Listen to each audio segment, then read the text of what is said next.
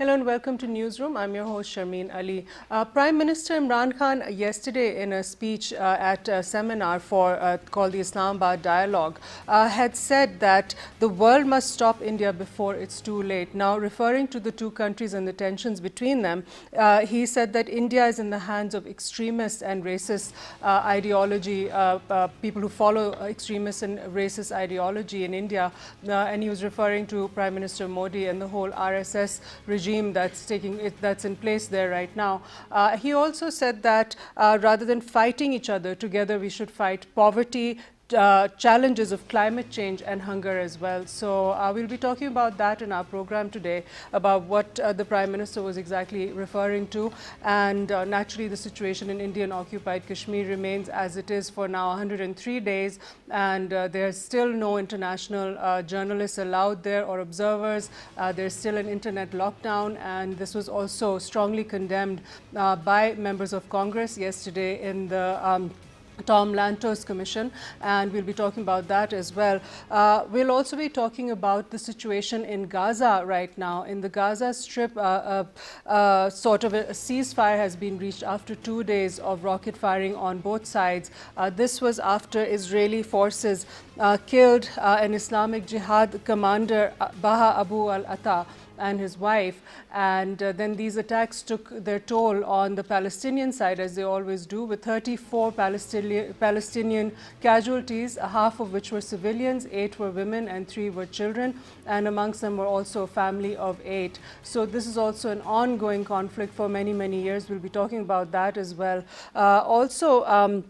The trade deficit for the last quarter was announced to have reduced significantly by 34%, and it's down to 7.77 billion rupees now. And this was due to corrective measures taken by the government in order to reduce the current account deficit and to reduce imports and curb demand, overall demand in the economy. So we're seeing the results of that now, and further improvement is also expected, according to advisor on commerce, Razak Daud. So we're going to speak now to our guest in our studio today, who is with us quite often, Mr. Naseem Siddiqui. Thank you so much for joining us. So Siddiqui Saab, I wanted to ask you to begin with, now you're a senior journalist, you have a lot of feedback on this, that what Prime Minister Imran Khan said, that it's a dangerous situation in India right now, and the world needs to pay attention to that. And rather than fighting each other together, we can fight poverty and challenges of climate change and hunger. What are your remarks about this? The situation is very dangerous, and it can at any time blow up out of control. Bismillahirrahmanirrahim. Thank you, Sharmeen.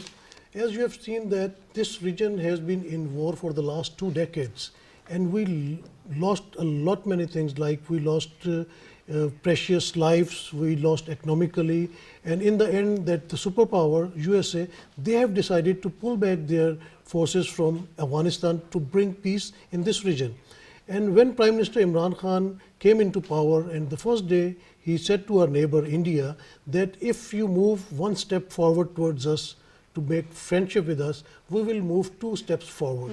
So from the very first day he offered them to live in this region with peace. Yes. And the things to fight, it's not the fighting between the 2 countries or between the 2 enemies. We should fight poverty, we should fight hunger, we should fight climate change, which is the necessity of the time. If we don't concentrate on these things, and if we don't give importance to these things, we'll lose, everybody will lose here. So if you want peace in the region, we must shake hands together and fight for these things. So he has given a very good, clear message to India.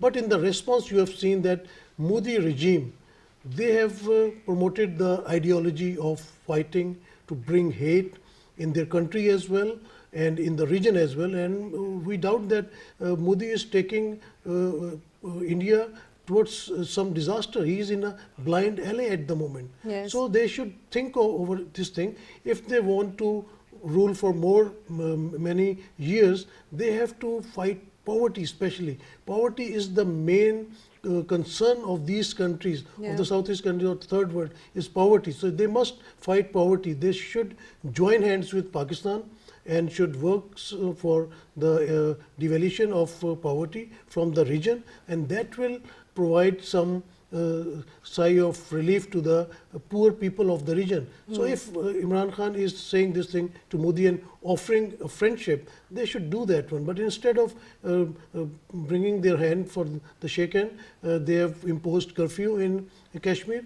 And you can see that for the last 100 days have been gone. And how the people are surviving there, nobody knows. They are not offering any foreign media or diplomats to go there and see what's happening with the people of Kashmir. Right. They are human beings as well.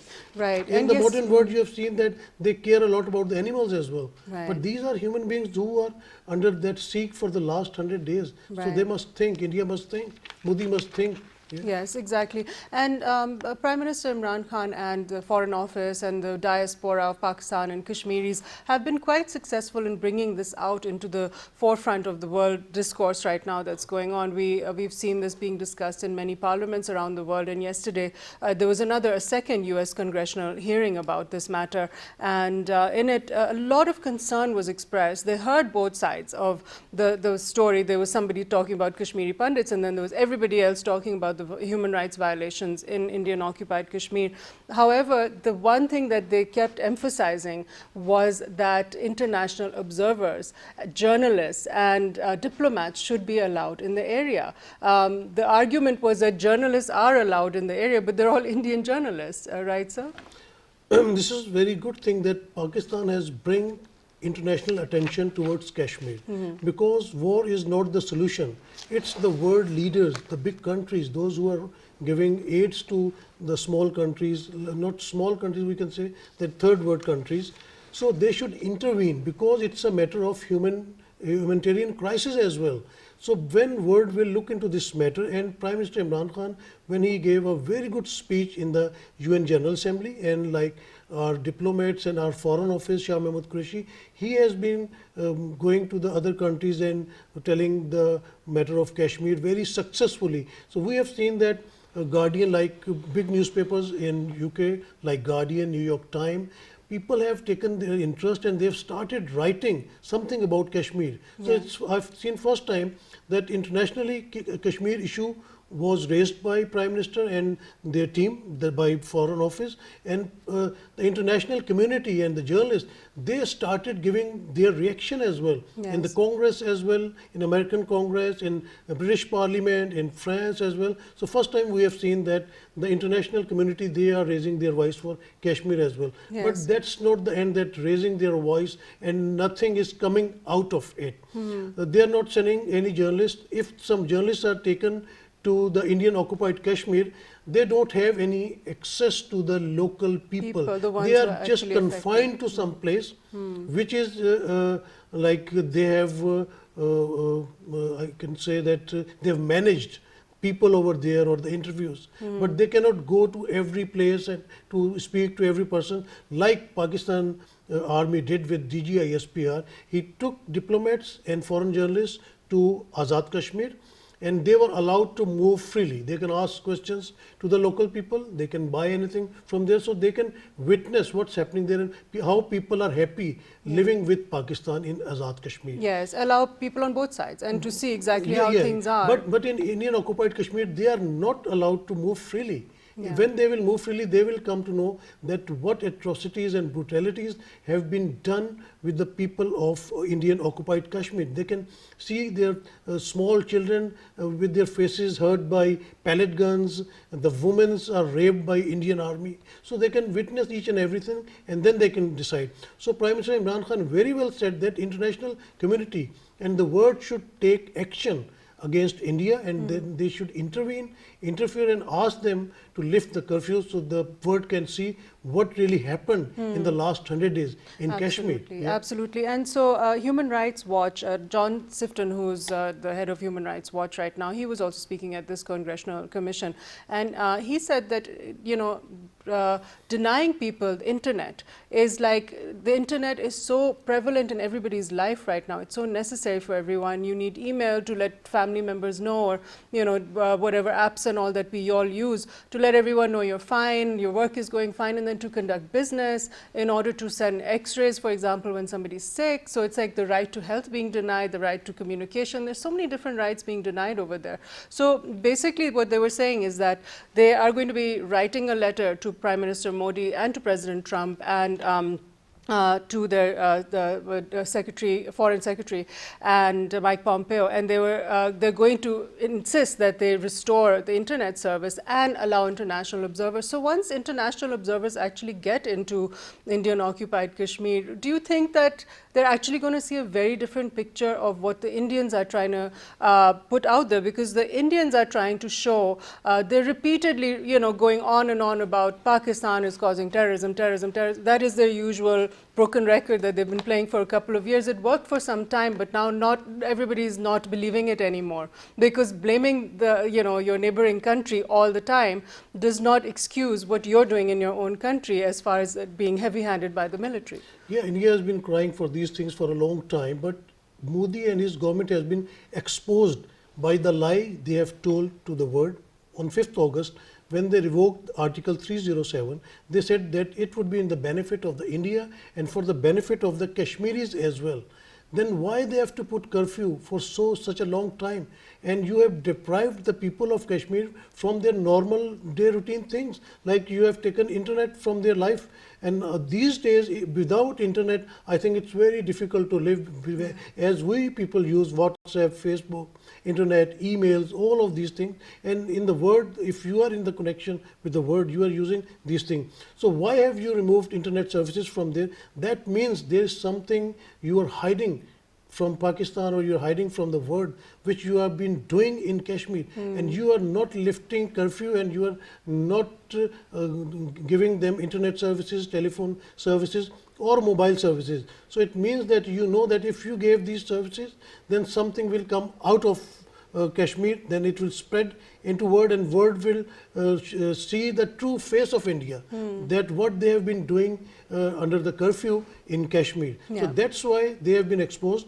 Modi has been exposed, his regime has been exposed, that they take a wrong decision of 5th of August, which was not in the favor of India, which was not in the favor of Kashmiris. And this Modi and their government, they are taking back India at the moment. Yes, exactly. And now also what some of the members of the panel were asking is a repeal of the Public Safety Act in India, under which they can actually detain anybody without any prior charge and for an indefinite amount of time, and also repeal the Armed Forces Special Powers Act, which gives the Indian military impunity for any kind of torture or inhumane act against the civilians that they can do. This is being discussed as well, because these are some very, very draconian and heavy-handed laws that India has in place, and with those laws they can actually harm and mistreat anybody they wish without any kind of without being questioned. You used very right word, draconian laws. These are black laws.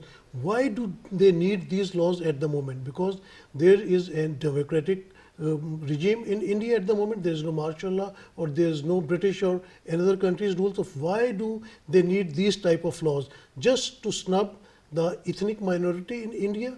India used to be a secular country, but now these days they are just playing their cards against the Hindus. They are just promoting the ideology of Hindutva, which is only for the Hindus. But Hindustan, Bharat, India is not only for Hindus. It is for all the minorities living there. Billions of Muslims are living there.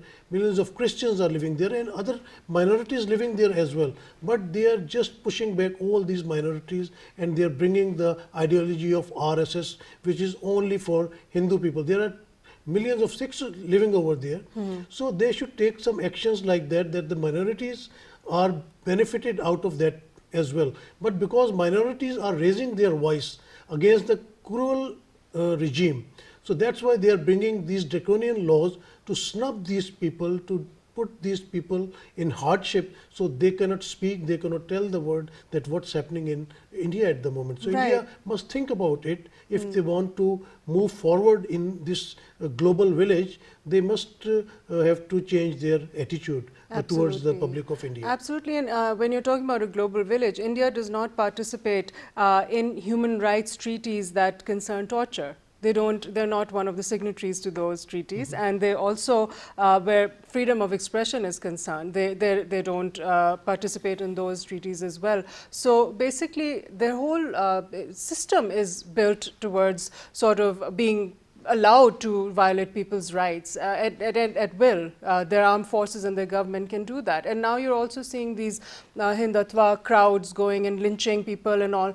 And there's no legal recourse. The law is not acting against those people who are conducting the mob lynchings. On the other hand, on the contrary, you're having the BJP senior leaders congratulating those people for doing so. And how odd is that? A very good question again, that why they are not signing with these human rights treaties? Because they know that they are doing very bad things with the people of India, with the minorities. That's why they don't want to go there, because if they go there, they would be asked lot many questions for which they don't have answers. In my lifetime, first time I've seen a lot of lynching in India at the moment, after the regime of, as Modi came into power, and all of these things started after that. There were few things before as well, but after the regime of Modi, they has aggravated in India at the moment, which is bringing a black face of India towards the world. If India wants to progress in economically, which is the main reason at the moment, the economic crisis everywhere, the poverty, as Prime Minister Imran Khan said, that these are the main issues. Poverty is the main issue, hunger is the main issue, climate change is the main issue, which will be a disaster in coming days or in coming years. So we must think about to improve these things, and that is only possible when we shake hands with each other, we live with peace, and we have delegations coming Pakistan, going to India, and they are having dialogues on these three issues. Then this region can progress. Yes. We don't need any war in this region anymore. We cannot afford it. We are two nuclear powers. If war erupts, anything can happen. You can start a war, but you cannot stop a war. So we must go for peace dialogue. So the need of the day is that Pakistan and India, they must sit down together, and they must concentrate on the poverty of the region, the hunger, the climate change in the region. Then they can bring a good news for the people of this region. Right. I now want to just go on to this Indian Nobel Prize winner, who's an economist. He mentioned how he was finding that people in India are afraid right now. That's another thing that Prime Minister Imran Khan had mentioned when he was speaking yesterday. This is Amartya Sen, who won the Nobel Prize in Economics. And in an article in the New Yorker last month, he said that India is losing its entire pluralism and democratic sort of secular society that it had built and worked so hard on to become a democratic country in the East and be known for that and everything. Previously, they had a Sikh prime minister with a Muslim president, and you had a lot of pluralism there. And the head of the Congress party was Sonia Gandhi at that time, and also you had Hindus in very major positions as well, but nobody had an issue with the Prime Minister being a Sikh. Now you have this situation where it's just BJP everywhere. You have Hindu extremism everywhere, and these are Amartya Sen's own concerns, and how there's just an overshadowing of like kind of an atmosphere of fear everywhere in India. So, and on top of that, now you have the situation in Assam, where the people over there are having to prove somehow that they're citizens, dating back to 1947. How do they produce all those documents that are needed and actually have the right things written on those when it's such a long time ago? That's a very strange thing. When even people from India, they move to Europe or go to country like UK and somewhere, and they apply for asylum, and they live there for 4, 5, 6 years, they have been given the nationality of that country. And if their children have been born there, they get the nationality as well. But this is very strange that the people who are living there in India for ages, for decades, and they have been deprived of their nationality. So where these people will go? As you have given the example of Assam, you have got the example of Manipur, that they announced their liberation from the Indian as well, that the voices have started raising from inside the India, from outside the India as well. And the face which was India has shown to the world previously, that it's a secular country, there is pluralism over there, but now slow and steadily the people of the world, they can see that it's nothing, something is not there at the moment. It's this only the ideology of Hindutva, Yeah. the promotion of Hindus in that region. So it's no more a secular country because they are depriving the minority peoples from their basic rights. So I don't know where Modi is taking India at the moment, and with the passage of time, if they did not change their attitude towards the minorities, definitely Modi will take India down to the drain. Right. So just to give a bit of figures, 90% of religious related killings happened between in Prime Minister Modi's time, between 2009 and 2018. It's all been under Prime Minister Modi's era because of this whole acceptance of the intolerance, and then the BJP leaders themselves, the way they sort of encourage it and all. So, and then you've got between 2015 and 2018, 44 people have been killed by cow vigilante justice, and they're just they're not taken to task by the law. The police don't catch them, they don't end up in prison, and you have senior minister from the BJP government garlanding 8 men who lynched a Muslim man and killed him. So it's kind of becoming a prevalent kind of phenomenon in the society in India right now, that it's okay to go and just murder a person or rape a woman or somewhere, and then there's going to be no justice done. The BJP ideology has been put on the back. The RSS ideology is being promoted in India at the moment by BJP. Exactly. And the because BJP is a political arm of political the RSS. arm of RSS. And the RSS ideology is to spread hatred against the Muslim community or the minorities. And we have seen first time that those people, those who were taking their cows somewhere or they were taken for the sacrifice, those people were killed by the mobs in India. And when you are promoting hate, the illiterate people, they just take it quickly, and the hatred it's easy to spread hatred rather than spreading love. So when you are spreading hate in India at the moment, then the people are doing the same thing. They are taking the lives of other people, and that's giving a very bad image of India. I've spoken to many Indians internationally in UK and in USA as well, and they are not happy as well because they have to listen questions from the other communities abroad, and they don't have any answer because India was giving a good impression before, but nowadays India's impression has been going down at the moment. So the Modi government, they must think over it, that if they want to progress and they want to take India forward, they must have to take this thing very seriously. This hatred policy, this ideology of RSS should be put to an end as soon as possible. Right, and it's not helping their economy either, because exactly when internationally people are saying that there is changes in India, that no more a secular country, there is no security at the moment, so people are not investing. So slowly they will take their investments back and they won't be investing any further. So that will bring the economy of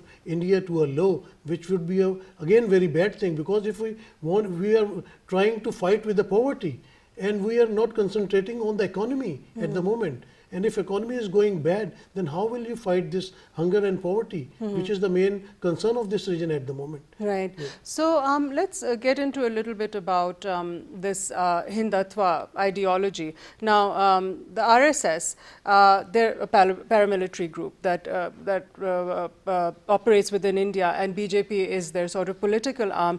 Now, they believe that Christians and Muslims are internal threats to India, and they also want to sort of deny any other heritage that India had other than the Hindu heritage. So they're also trying to rewrite the history of India. They're eliminating Muslim names from textbooks. We saw what happened with Babri Mosque and the verdict just a couple of days ago. So just trying to eliminate that there was this huge era of Muslim rule over there because it offends their sentiments or whatever have you. But that was always part of their identity and culture in India.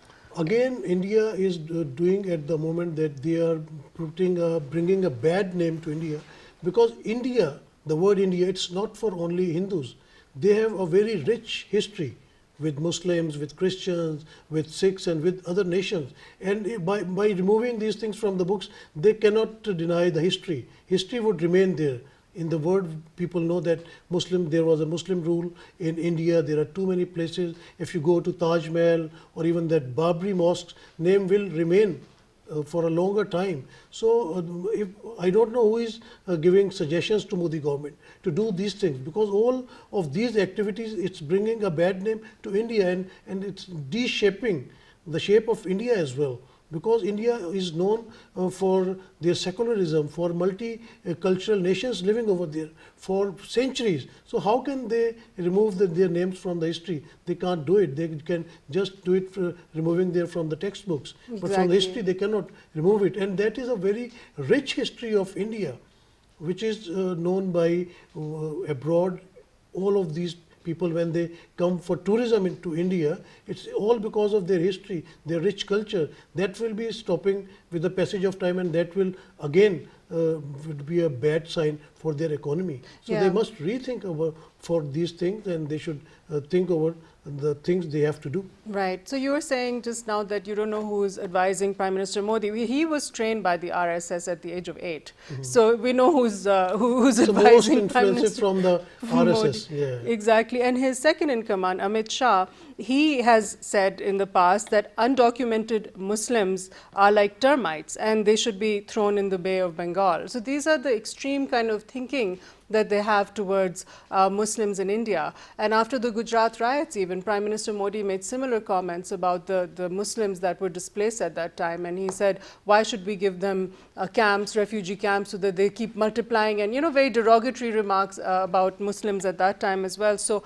the minorities situation right now, and this is not just limited to Muslims, it's also the Dalits, the Sikhs, the Christians, they're all feeling threatened right now. It's also human rights activists. Journalists are also feeling suffocated right now. They're feeling threatened that they can't speak their minds. So it's not just the Muslims, it's a whole range of people in India right now who don't know what their future is going to be. That's the narrow-mindedness of Prime Minister Modi and his regime, because they are not tolerating these ethnic minorities, which is a very big part of India. And there's a lot of contribution of Muslims, a lot of contribution of Sikhs, a lot of contribution of Christians in India, and they are just denying, and they are behaving like that India is only for the Hindus, which is not right thing. And the voices is coming from India itself as well, that will bringing a bad name for India internationally. So they must rethink their policy. As there was a very good gesture from Prime Minister Imran Khan when on his inaugural ceremony, when he became Prime Minister, Navjot Sindhu, he came from India, and he just said that if you can open this Kartarpur corridor, he just asked, and then Prime Minister Imran Khan, he promised. And he fulfilled his promise. He has within record time. In record time, he has built a very nice place with the help of FWO and with the help of army, and they have opened our place to Sikhs to come and pray and they perform their rituals. So from one side, you are seeing a very positive sign and very good gesture, and from the other side, you are saying that minorities are snubbed in India. And I'm telling you that would be a disaster for India for coming days, in coming months, in coming years. So they have to change their policy. They are not supposed to spread hate. They must spread love. They must tell that India is for every community, every minority. And if he is the ruler of India, it's his responsibility, religiously as well, that he should look after all the people, all the minorities living in India. He is the Prime Minister for whole of the India, not for the Hindus. Muslims have voted BJP as well. Christians have voted BJP as well. The Sikhs have, the Dalits, the other communities, they all voted for the betterment of India, and they voted Modi to make his government, and in response, what he is giving at the moment. Right. Thank you so much, Naseem Siddiqui sir, for joining us on today's program. And stay with us after the break. We're going to be talking about the situation in the Gaza Strip. Stay with us. We'll be back after the break.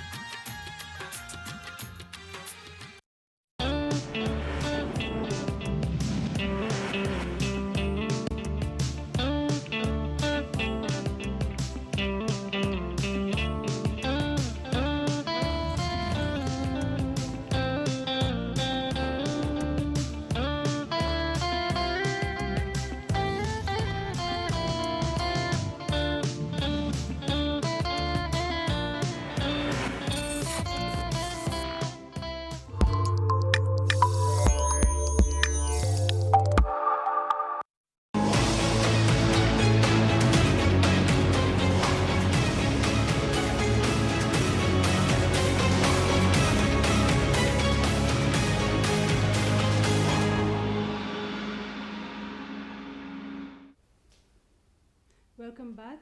So now we're going to be talking about the situation in Gaza, where the death toll has become 34 now Palestinians killed after 2 days of rocket attacks across the border from Israel to go into the Gaza Strip and back. So this is after the killing of one of the main Islamic Jihad leaders, target killing. And we're going to be talking about that with our guest today. He's Javaid Rana, who's a senior journalist. So Javaid Rana Saab, now this new round of attacks between Israel and the Gaza and Islamic Jihad that's taking place, this just came out of the blue. They attacked and killed one of their senior commanders of Islamic Jihad, and then the Islamic Jihad retaliated. So would you like to just elaborate a bit on that, about what the situation is? This is a bit of familiar pattern on when it comes to Gaza. Yeah. Israel has been attacking a Gaza population. They've been collectively punishing the entire population, and something they've been saying publicly that we want the Palestinian to know that they have consequences of what Israel called giving shelter to these terrorists. Right. Now, I think there is a bigger picture, and the bigger picture is earlier this pattern was more with Hamas, and there was almost three brief wars between Israel and Hamas. And you may recall back in 2008, Hamas came as an elected government, which unfortunately Israel did not recognize. And since then there onward, there have been many conflicts. It has been very old policy of Israel to assassinate top leaders. They've been killing Palestinian leaders. Even Yasser Arafat, according to different reports, was poisoned. And then Israel has been after the top leadership. And now in their own assessment, their policy of assassinating top leaders never worked. It turned out to be counterproductive.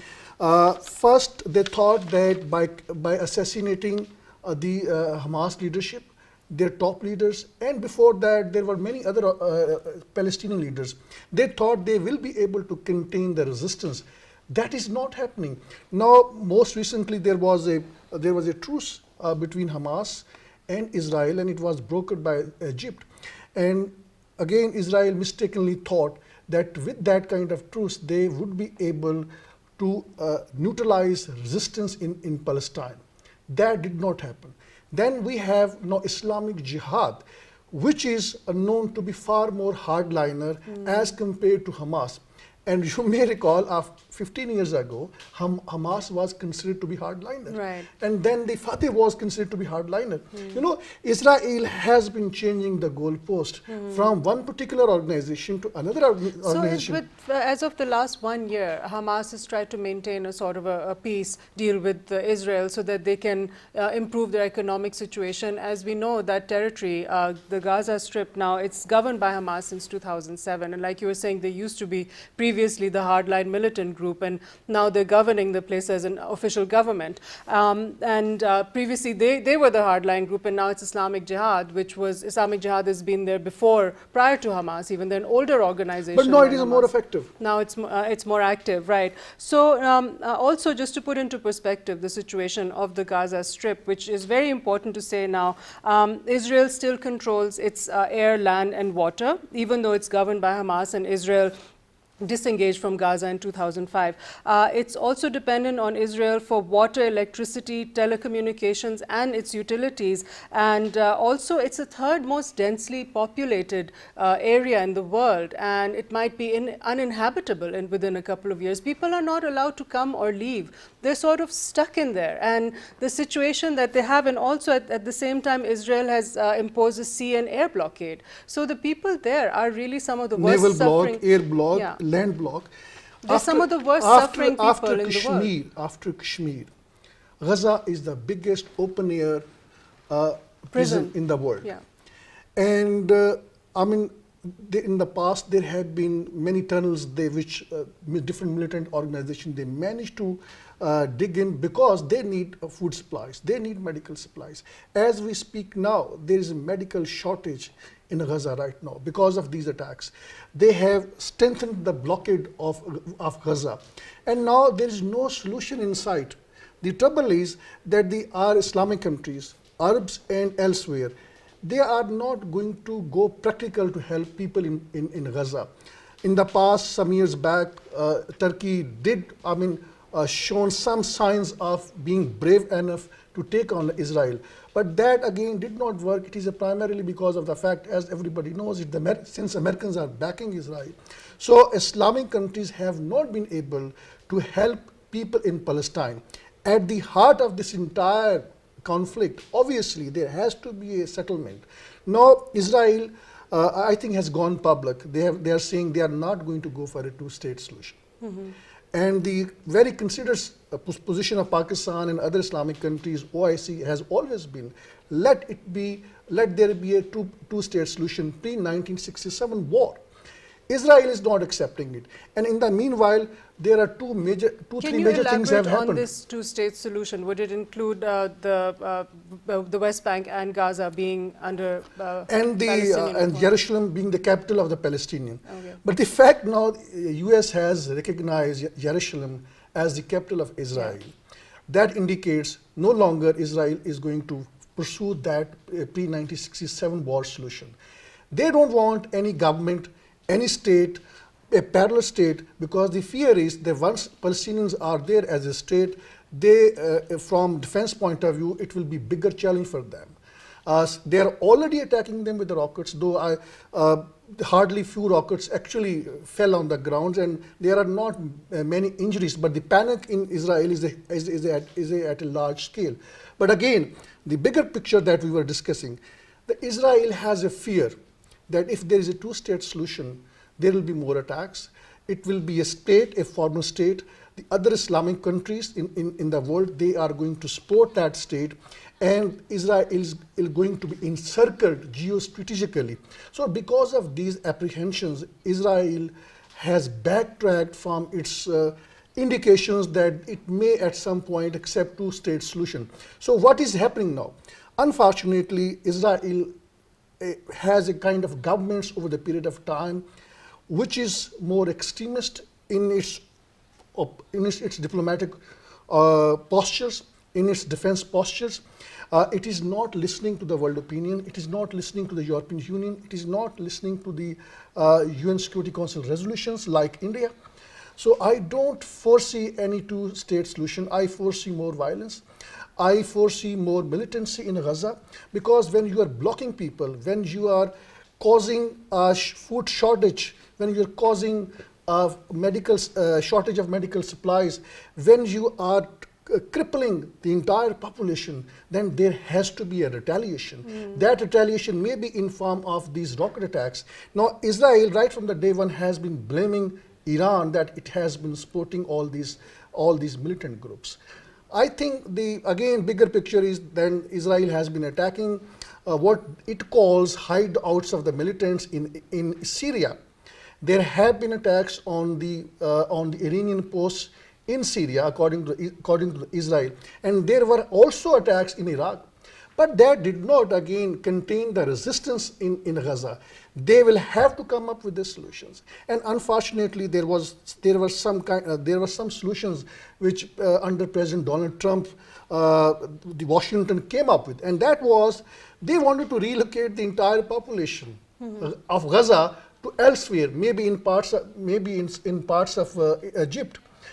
But again, these were just proposals. They wanted to reconstruct or construct new settlements.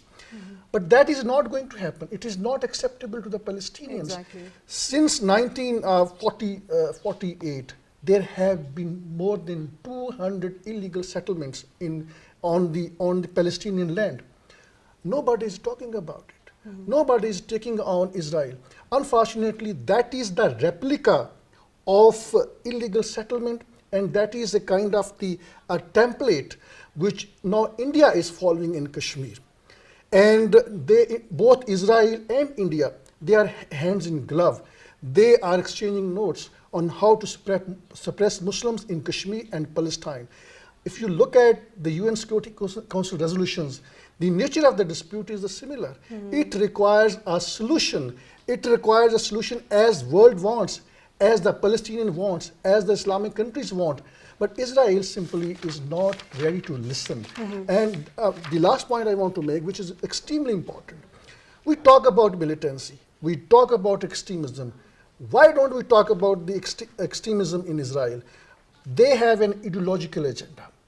And by that ideological agenda, they want to expand itself.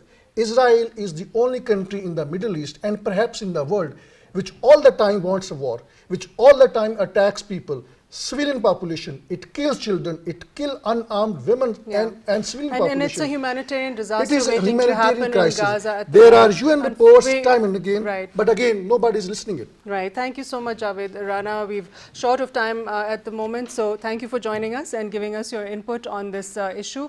Very, very enlightening indeed. Thank you for joining us today on Newsroom. We'll see you next time at the same time, 5:05 p.m. And that's all from me, Sharmeen Ali, and from our team at Newsroom. Bye-bye.